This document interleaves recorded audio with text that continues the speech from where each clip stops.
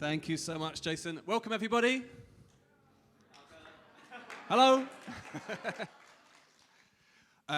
First of all, thank you very much to all of you for coming and for being here today. Thank you to GPEX for the invitation. It's a great pleasure to be here to talk to you. My name is Matt Ellman, and as Jason introduced, I'm going to be talking about digital learning and what the future looks like. You've already heard a bit about me. I just want to find out a little bit about you before we begin. So could you raise your hand, please, if the main part of your job is teaching people, teaching students English, if that's the main part of your job? Okay, great. Raise your hand, please, if the main part of your job is managing teachers or working in a school. Excellent. Okay, that's good to know. So making predictions about the future, especially the future of education, is a difficult thing to do. It's a dangerous thing to do. The picture that you see on the screen was produced in the year 1910, so well over 100 years ago. And what you see is the teacher on the right-hand side feeding books into a machine, and then all the knowledge from the books goes into the students' heads. This is what they thought education would look like in the year 2000. This one is a little bit later. It's from the year 1935. But you see something similar. We have the university and a professor in the university broadcasting to students, this time using a television and a microphone. So this one was quite a good prediction, actually. This is something similar to what we have now, right? If you do an online course, a MOOC, you get something more or less like this. And this one is from the 60s. This idea of teaching machines. You see the students in the classroom pushing buttons, and I don't know if you can see at the bottom, it says, robot teachers are stirring up more to do in education circles than anything since the invention of chalk. So there's a lot of predictions. It's always been a thing that people predict the future in education, but there are several kind of similarities between all of these. It's often to do with this idea of like putting knowledge in the students' heads, like injecting the knowledge. Whether that's true or not is something we'll return to. My aim today is to prepare you to navigate the future of education, because we don't know, obviously, what the future is going to look like. If we could predict the future, then I would play the lottery and become a rich man and go and retire on an island somewhere. But what we can do is to prepare ourselves with the correct mindset. So that's really my aim today. I'm not going to be giving you lots of digital tools and websites to go and use to teach.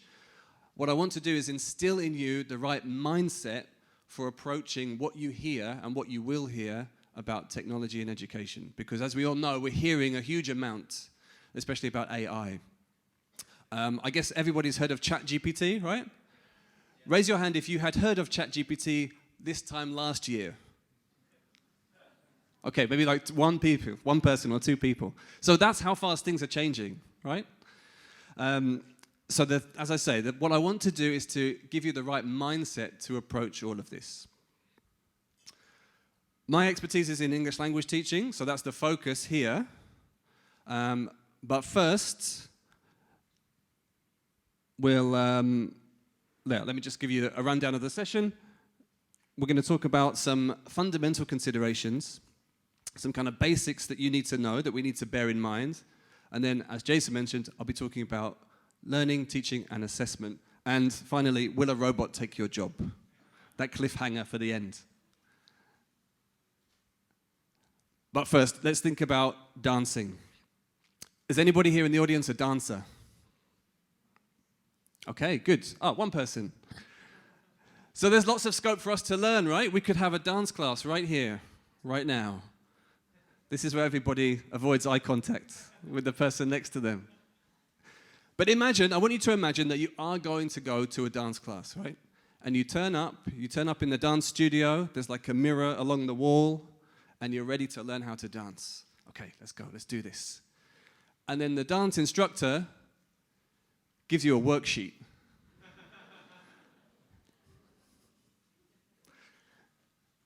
That's not going to work, is it? That's not how we learn dancing. A worksheet where you have to true, false. if you learn a skill like dancing, you need the right environment, okay? You need some space. You need some space to move. Maybe you need that mirror on the wall so that you can see what you're doing. You need deliberate practice. So you need to practice. I have danced in my life. I'm a terrible dancer. But doing it again and again doesn't necessarily make you good, right? The same with driving. All of us have done a lot of driving, I'm sure. Doesn't mean that we can go and race with Lewis Hamilton. So you need deliberate practice. You need to practice with a purpose. You need careful feedback. You need somebody to tell you how to improve, and they have to tell you at the right time and in the right way. You need to feel that you're improving. You need a sense of progress. And you need to have some fun. And those last two things are connected, right? It's no good having fun and having a lot of jokes and laughter in your lesson if you don't feel that you're improving. Because that's the most fun. That's what's most enjoyable, the feeling that you're getting better. So if you want to learn to dance, these are the things you need, right? It's the same if you want to learn a language. You need the right environment, you need to practice, you need careful feedback, you need to feel that you're getting better. All of these things are important to learn a language.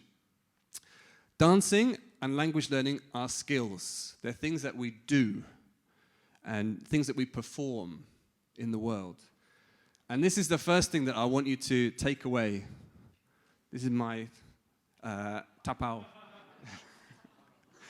So, when it comes to digital technology, teaching skills is different to teaching knowledge. And English, as we know, is a skill.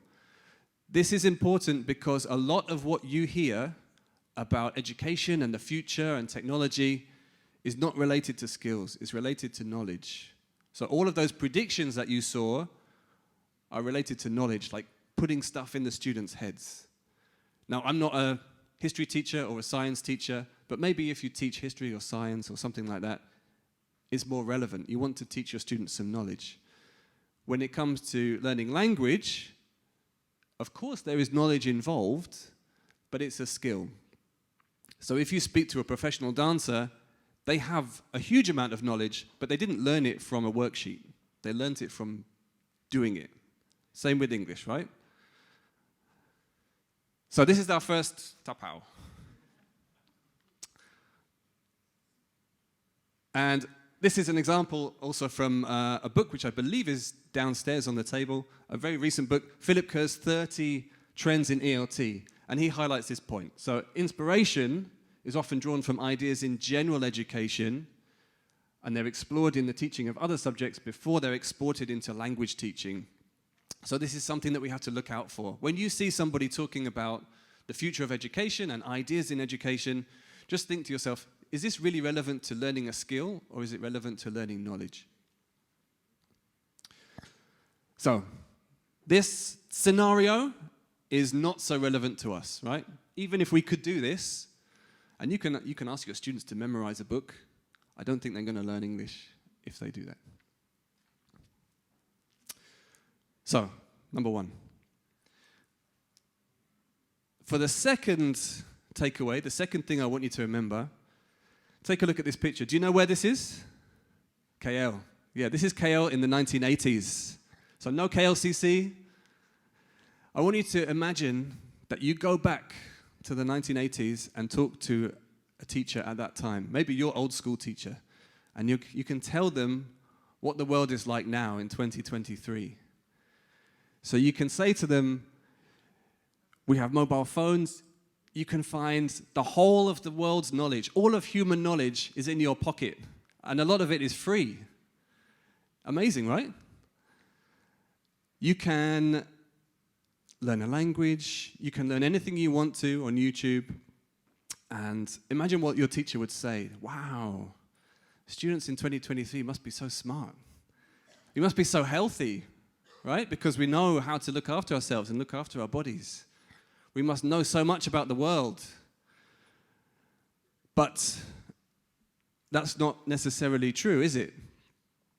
Do you know what the most watched video is on the internet? I'll give you a clue. It's nothing to do with knowledge or health or science or philosophy. The most watched video ever in the history of humanity is this. If you have children, you will know what this is. I don't want to play the song because it never leaves your head. This is the most watched video ever. What's the point here? It's an important point. The point is that technology companies like Google or Facebook, they're there to make money. They exist to make a profit. Okay? That's how companies work. That's okay. But they make a profit from your attention. Every time you look at your phone or every time you watch a video like this, YouTube makes money because they can include advertising in that.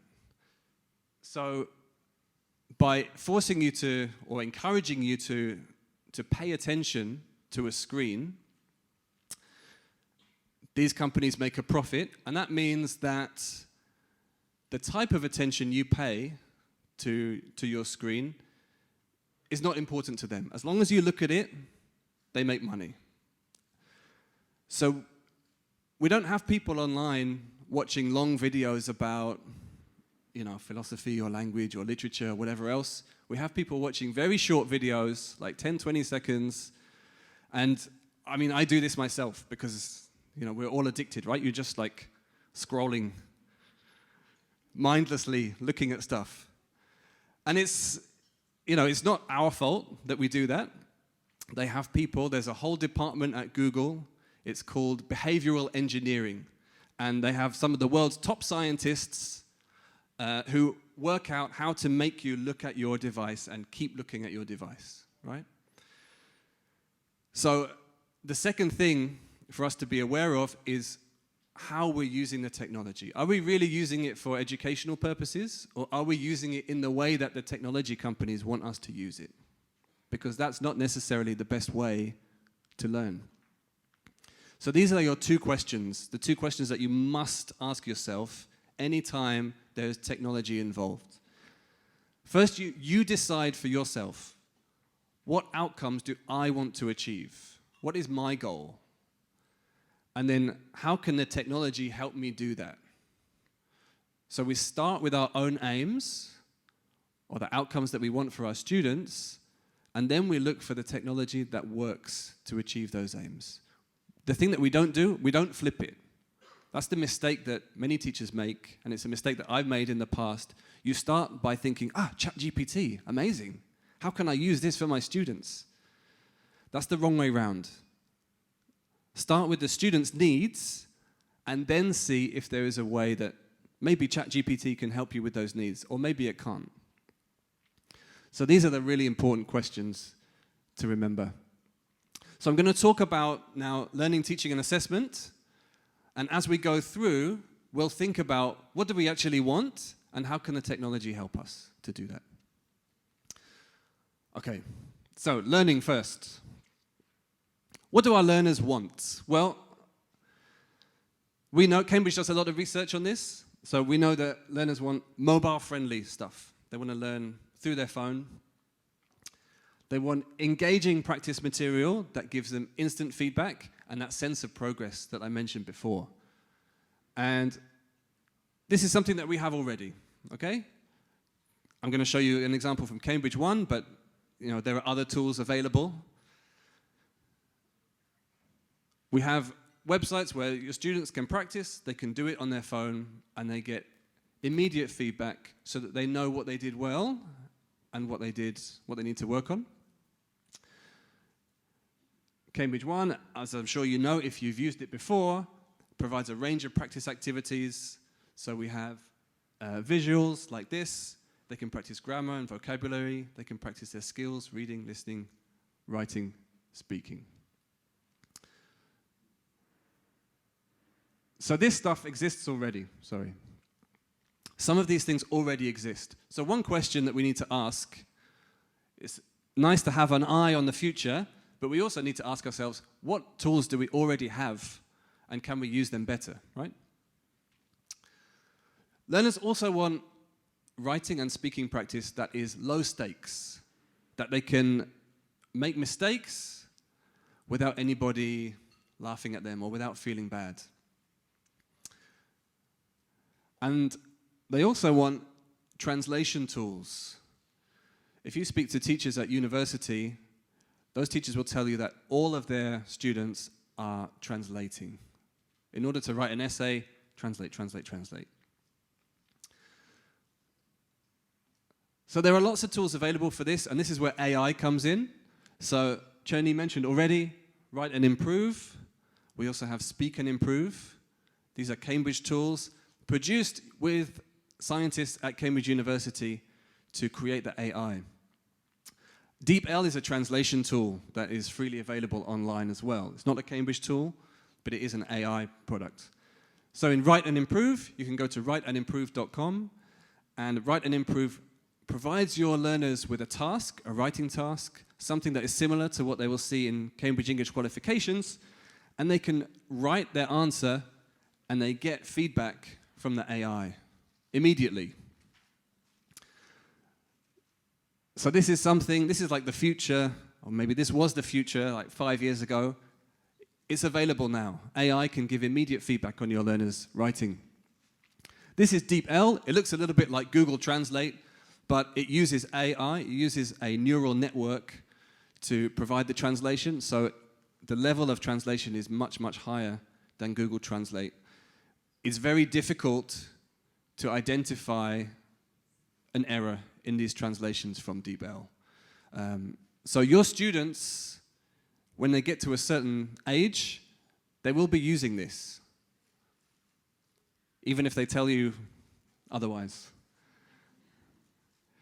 So this is what learners want, and they also want personalized practice material. So your learners want to know the things that they need to improve, which might be different to other learners in the class, right?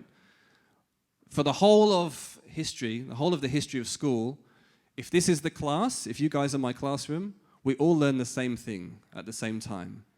But some learners will know less, some learners will know more, some learners will be at the right level. This is something that is going to change, I think, with AI. So the future, what does the future look like? Well, first of all, you get better auto-marking. So we get something like Write and Improve or Speak and Improve, and the feedback gets better and better and better.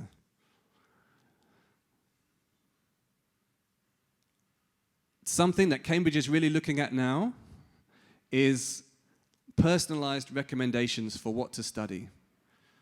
So if you are studying on Cambridge 1, Cambridge 1 will look at all of the mistakes that you make, and it will say, right, you need to learn this, or you need to learn this, you need to study this, and it will give that to you. And it will be different for every single learner, because we all make slightly different mistakes. So this is, if you want to know what the future is for learners, this is the area that is really going to improve. It means that your learners might be learning different things at the same time, because they will learn what they need most. And the third thing that the future is going to bring us is real-time translation. So, I don't know, for example, if somebody in this room didn't understand English, in the future, you will have something in your ear that will translate my words for you as I'm talking. This is already happening with subtitles. So this is from Google Meet, a little bit like Zoom, but the Google version. And Google Meet now will translate things for you as people are talking. So it's only available for a few languages, I think like French, German, Spanish, and English, but that will change. So what are the implications? Well, first of all, we need to make sure that the learners understand how to use these tools in a way that benefits them. Your learners are going to use the translation tool, but are they using it in a way which is helpful to them, or are they just using it in a way that helps them pass the next essay? Your learners need to have a clear motivation for studying English. If we live in a world where everybody can just put something in their ear and understand any language, what's the point of learning English? We need to be able to answer that question. I don't have an answer now. So it's something for us to discuss, but we need to be able to answer that question. Your learners will need to have self-discipline and learning strategies. They need this already. So it already requires discipline to do your homework when your phone is going ping, ping, ping. And learners need to be able to approach digital tools critically. So they need to be able to decide, is this a tool that's going to benefit me and help me with my goals, or is it just going to waste my time?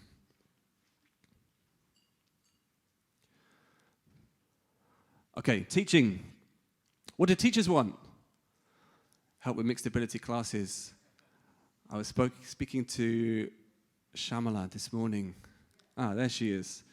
Yeah, and Shamala told me that she has some classes where you have some students who are beginners and others who are advanced. So, yeah, help with mixed ability classes is something that many teachers need. Help with planning, or maybe help with marking. These are things that teachers want. Now, with some of these, actually with all of these, AI can already help us. This is a conversation that I had with ChatGPT. I had a reading text for my learners, and I asked ChatGPT to create different versions of this reading text. So you paste the text in there. This is taken from a Cambridge book, and the book is a B1 level book. And I said, ChatGPT, can you create a version of this text which is at A1 and a version which is at A2 level? And it did it in seconds. So AI here can immediately help you create something for differentiated learning in your classroom. I also know teachers that are using ChatGPT to create a lesson plan. You say, ChatGPT, write me an English language learning lesson plan for practicing present continuous on the topic of Malaysian food. And it will give you a lesson plan. Teachers also want some help to understand the progress that their students make. And we have something similar now. So this is from Cambridge 1, where you can see the scores for your students on individual practice activities. Now you need to interpret these scores. So we have some diagrams. You get some infographics to do this. This is something that will improve, I think. But already, if you're using digital tools for your students to practice, then the data that's coming out of there helps you to understand their progress. Teachers want help with behavior issues in class. Can digital learning tools help with this? No. Not unless, maybe, like one of those dog collars which gives them an electric shock. I'm not recommending that, by the way. Yeah.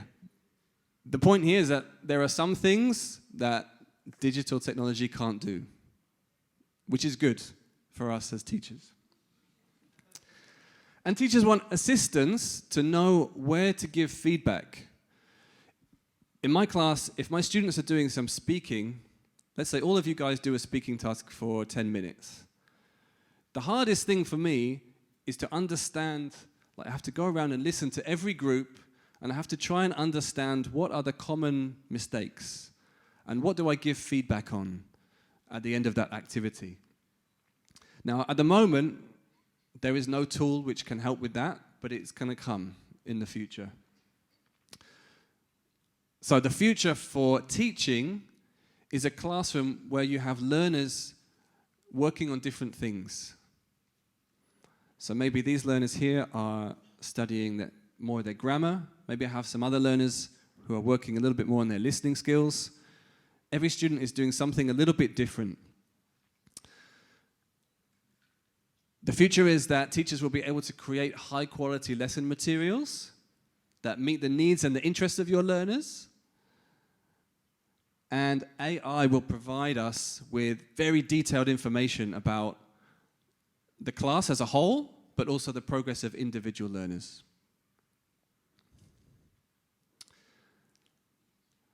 So the implications for us are that we will need to work out how it looks. How does your classroom look when you have students learning different things?